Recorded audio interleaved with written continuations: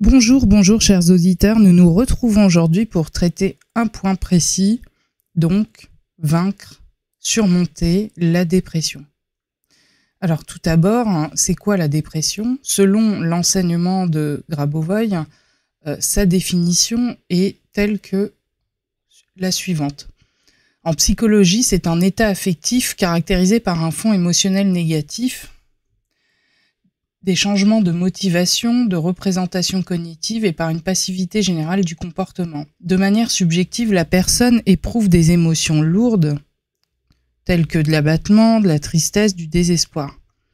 Les attirances, les motifs et l'activité volontaire sont réduits. Donc là, on est donc sur une définition courte, synthétique. Et l'idée, c'est aujourd'hui de faire un contrôle qui va permettre de surmonter ces aspects-là. Mais avant tout,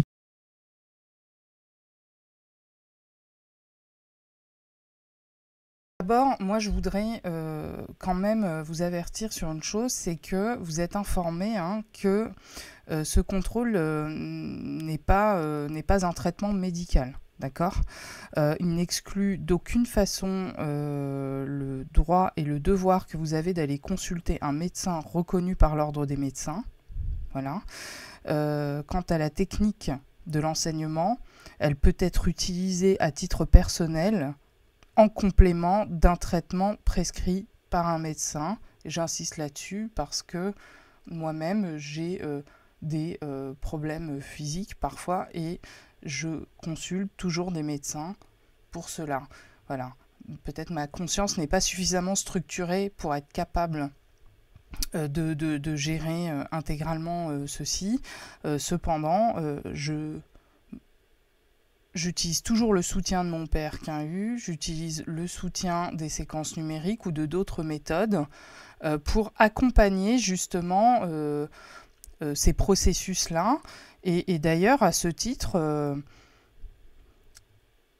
le PRQU m'aide énormément parce que quand je dois consulter et qu'on peut avoir des délais d'attente faramineux, eh ben, en fait, qu'est-ce qui se passe? Il y a toujours un désistement, un rendez-vous qui se libère plus tôt. Enfin, là, tout est fluide, tout est rapide.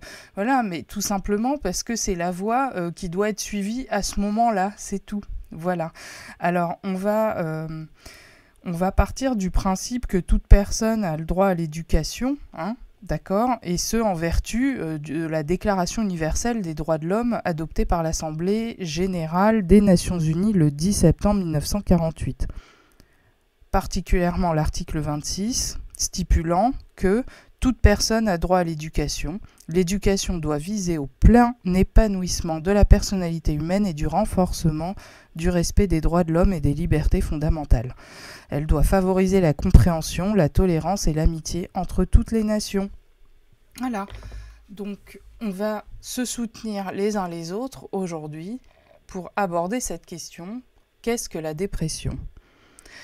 La dépression, donc on va dire c'est un trouble de l'humeur caractérisé par une tristesse persistante et un manque d'intérêt ou de plaisir pour les activités quotidiennes.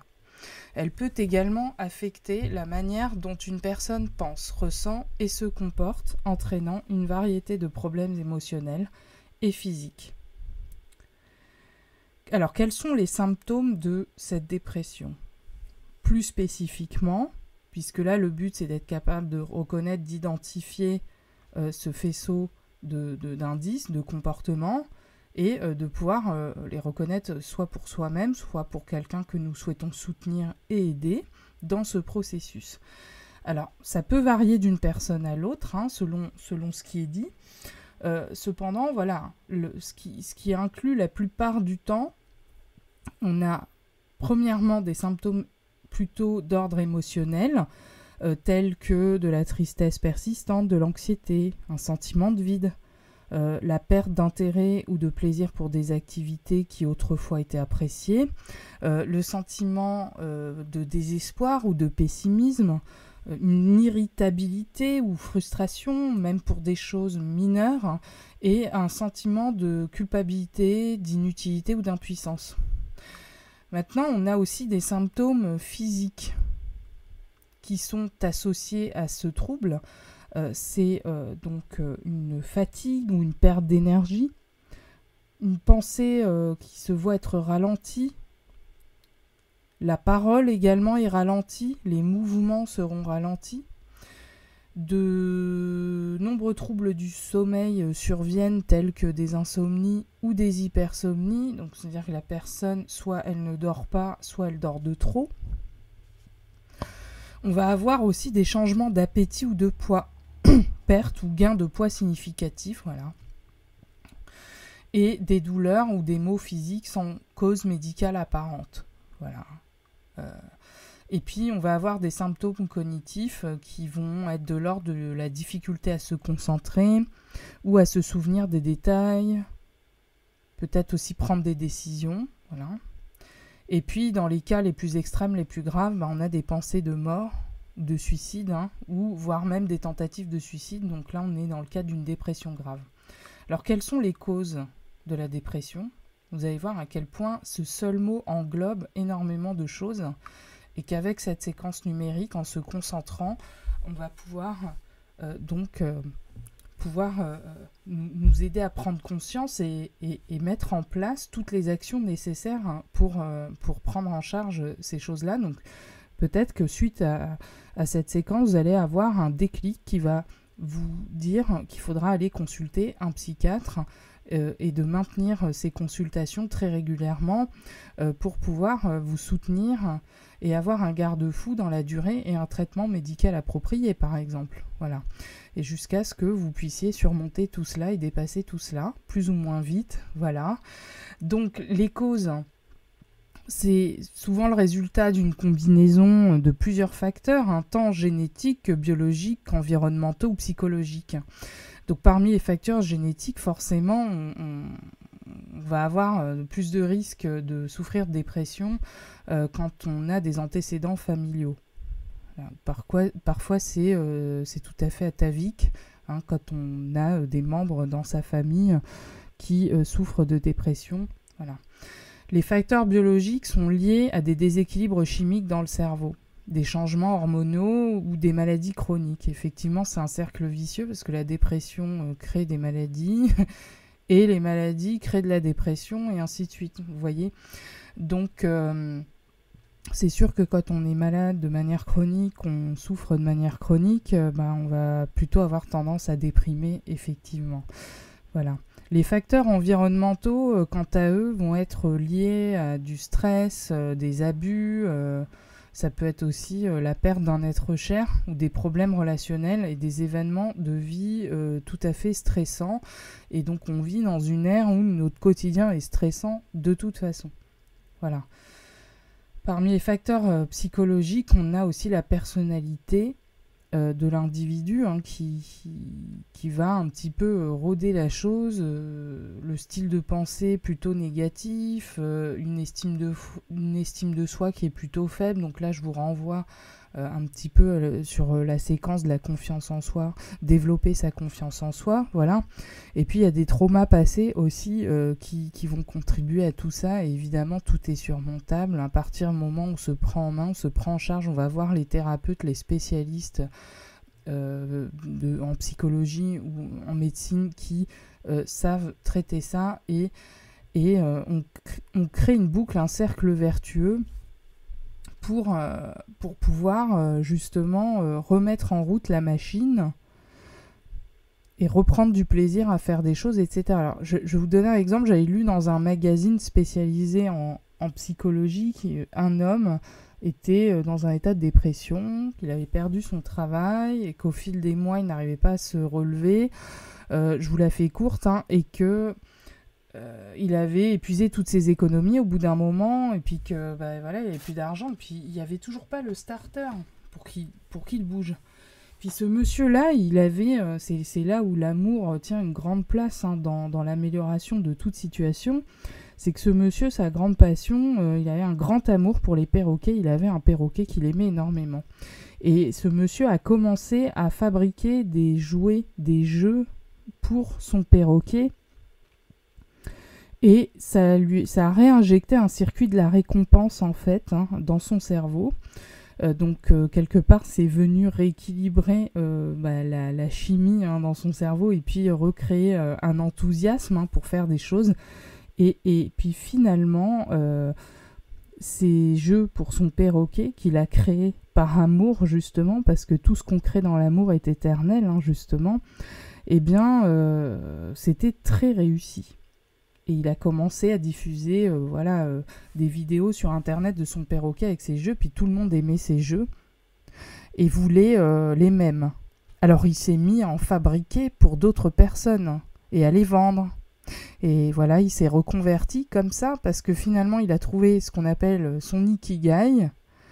Voilà, c'est un peu une philosophie japonaise qu'on trouve sur l'île d'Okinawa en particulier, où les gens ont une longévité de vie assez exceptionnelle par rapport à la moyenne qu'on connaît aujourd'hui. Des gens qui vivent facile 130 ans sans problème, parce que ces gens-là ne s'arrêtent jamais en fait d'être actifs et cultivent le fait d'aimer faire ce qu'ils font et d'aimer pratiquer des passions. Voilà. Donc concrètement, ce monsieur-là, déjà, s'est sorti de sa dépression et en plus a rencontré un très grand succès dans la fabrication de jouets pour perroquets. Voilà. Il a allié un petit peu tout ce qu'il pouvait faire, qu'il était doué pour fabriquer des objets miniatures et en même temps très bien parce que l'amour de son perroquet l'a poussé à son maximum de créativité et de perfectionnement. Et puis qu'à la fois, il a satisfait son perroquet qu'il aimait énormément et que par la même occasion, il a rendu service à d'autres perroquets puis d'autres familles de perroquets. Voilà. Donc, revenons-en à la dépression. Nous avons plusieurs types de dépression. La dépression majeure qui montre des symptômes assez sévères affectant la capacité de fonctionner au quotidien. On a la dépression chronique ou trouble dépressif persistant. Ce sont des symptômes moins sévères mais persistants pendant au moins 2 ans. Voilà. La dépression postpartum, donc voilà, c'est pour les mamans qui font des dépressions suite à la naissance d'un enfant, mais on pourrait dire que les transformations hormonales assez brutales associées à cela peuvent jouer là-dedans. On a la dépression saisonnière aussi qui est liée au changement de saison, souvent en automne ou en hiver. Et bon, évidemment, quand on a une baisse de la luminosité, le fonctionnement du cerveau s'en trouve affecté parce que la fabrication de sérotonine, qui est justement la substance, l'élément chimique actif antidépresseur, on va dire, on réduit complètement sa capacité à produire de la sérotonine en lien avec la baisse de luminosité, justement. C'est vrai que la luminosité, la lumière du jour est très importante pour justement surmonter ça. Et c'est pour ça que quand on arrive en printemps-été, que les jours se rallongent, on sent qu'on a toujours plus d'énergie, on sent qu'on est en forme, qu'on est de meilleure humeur, etc. C'est simple, c'est grâce à la lumière, parce que voilà, quand notre rétine perçoit de la lumière du jour, ça déclenche automatiquement la fabrication de sérotonine avec le cerveau, et c'est ce qui fait qu'on se sent mieux, voilà. Alors, on a la dépression bipolaire également, qui sont des phases dépressives alternant avec des phases maniaques. Donc, comment on les traite ? C'est simple, il y a des thérapies psychologiques. On peut utiliser aussi des médicaments pour ça. Donc, ce sont les psychiatres qui traitent les dépressions. Ensuite, il y a d'autres traitements, des stimulations magnétiques transcrâniennes, des thérapies électroconvulsives, voilà. Et ce qui compte aussi, c'est aussi de beaucoup modifier son mode de vie. Ça veut dire qu'il est important de faire de l'exercice physique parce que ça aide à améliorer l'humeur et à réduire les symptômes de dépression, et ça c'est clair. Le régime alimentaire aussi peut contribuer au bien-être général, mais pas que, parce qu'il y a des gens qui arrivent à faire le lien entre le microbiote et la dépression. Voilà, quand on a un microbiote déséquilibré, ça peut impacter et créer des choses à ce niveau-là. Et bien évidemment, avoir un sommeil régulier, c'est-à-dire se lever aux mêmes heures, se coucher aux mêmes heures. Et ça, c'est important pour à peu près tout. Voilà. Donc, c'est quand même un trouble assez sérieux hein, qui affecte profondément la vie des individus. Mais ce qu'il faut savoir, c'est qu'avec un diagnostic approprié, un traitement adéquat, il est possible de gérer ces symptômes et de retrouver une vie normale. Hein. Et vous voyez, c'est un ensemble de choses à mettre en place, de soins, de mettre du sport, de manger correctement, etc. Tout va venir agir et contribuer sur cette question. D'accord ? Donc, il est crucial, évidemment, de chercher l'aide de professionnels, hein, ou voilà, d'encourager quelqu'un à le faire si vous voyez une personne qui montre des signes de dépression. Maintenant, ce qui peut être intéressant aussi, c'est de faire des contrôles justement pour pouvoir s'aider soi-même à surmonter ce trouble, ou bien aider une personne dans ce cadre. Voilà. Donc je vous invite à vous mettre dans un état de concentration. Vous allez vous concentrer sur votre corps physique, ressentir le lien qui vous relie à la terre,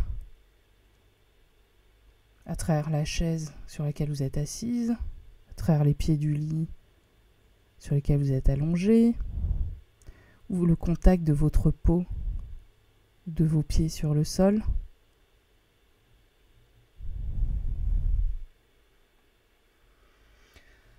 Vous allez placer un ovale, une forme ovale face à votre corps.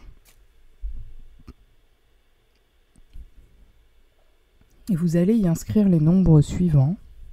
5, 1, 9, 5, 1, 4, 3, 1, 9, 8, 9, 1.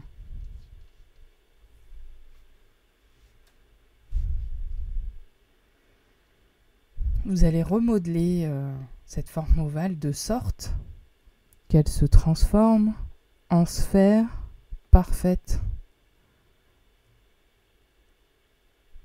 5, 1, 9, 5, 1, 4, 3, 1, 9, 8, 9, 1.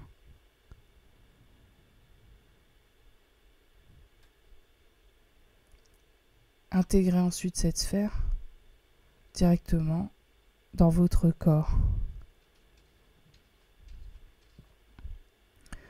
Vous souhaitez aider quelqu'un de votre entourage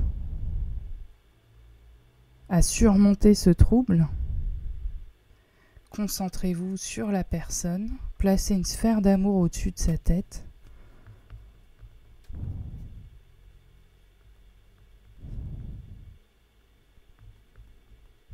Et transmettez-lui l'information de la norme divine absolue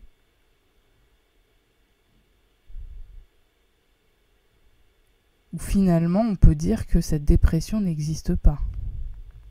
5, 1, 9, 5, 1, 4, 3, 1, 9, 8, 9, 1. 5, 1, 9, 5, 1, 4, 3, 1, 9, 8, 9, 1.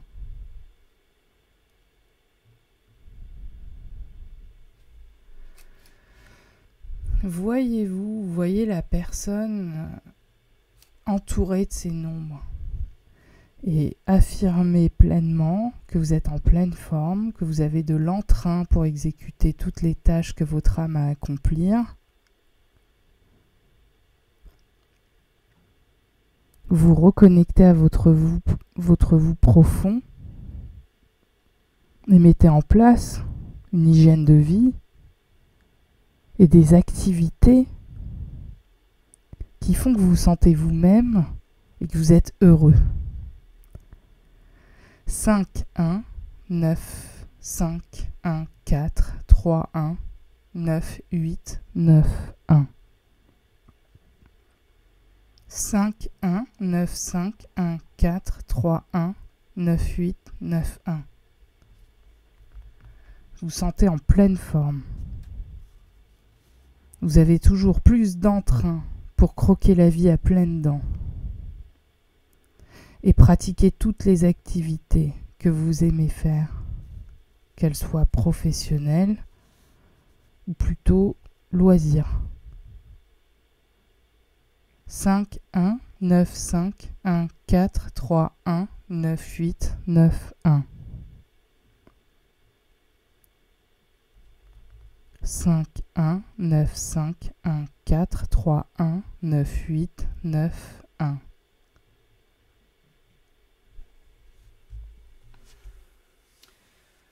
Laissez venir en vous la lumière informationnelle de la norme divine, du Créateur, où justement, ce mot que vous voyez là n'existe pas dans l'avenir éternel. Il n'existe plus. 5, 1, 9, 5, 1, 4, 3, 1, 9, 8, 9, 1. Et vous continuez d'évoluer, de vivre éternellement, de contribuer à l'édification du monde, de l'amour, sans cesser. Et cette phase est peut-être une remise en question pour vous replacer sur votre chemin réel. Cette période de pause, de remise en question, vous permet de changer le monde extérieur et votre monde intérieur qui interagissent ensemble. À travers cela, vous détectez qu'il y a une disharmonie entre votre monde intérieur et le monde extérieur, ce qui cause ces symptômes, ces troubles, et qu'à partir de là, vous mettez en place différents déclics, un parcours de soins, des prises d'initiative qui vont vous permettre de changer tout cela. Interrogez-vous profondément sur ce qui vous passionne, ce qui vous fait vibrer, le sens réel que vous souhaitez apporter à votre vie, qui est importante aux yeux de Dieu, aux yeux de tous, parce que chaque personne a sa place dans l'univers, sans exception. Mais cherchez votre place pour être heureux, parce que tout ce qui compte, c'est le bonheur. Alors je vous souhaite le bonheur et la joie les plus intenses possibles dans votre vie, pour qu'un jour, vous reveniez me dire, peut-être dans 10 ans, dans 100 ans, dans 500 ans, mais qu'est-ce que c'était ce mot-là, dépression? Je ne m'en rappelle plus. À très bientôt dans le futur infini. Vous pouvez sortir de concentration, vous étirer, bâiller, ressentir encore votre corps et réitérer cette concentration autant de fois que nécessaire, et vous verrez qu'avec le temps, vous mettrez en place des actions qui paraîtront complètement anodines. Peut-être que vous avez toujours refusé de voir un psychiatre, par exemple. Peut-être même depuis des décennies, et que tout à coup vous allez accepter de faire cette démarche. Et oui, c'est un long parcours, mais brique par brique, nous assemblons, nous édifions les éléments qui vont permettre de sortir de cela. Et ça passe par plusieurs portes. Et toutes ces portes, vous allez les ouvrir une par une, parce que vous avez les clés en vous. Et ces clés-là, on vous les rappelle avec cette séquence numérique. 5, 1, 9, 5, 1, 4, 3, 1, 9, 8, 9, 1. Je vous embrasse et je vous dis à très bientôt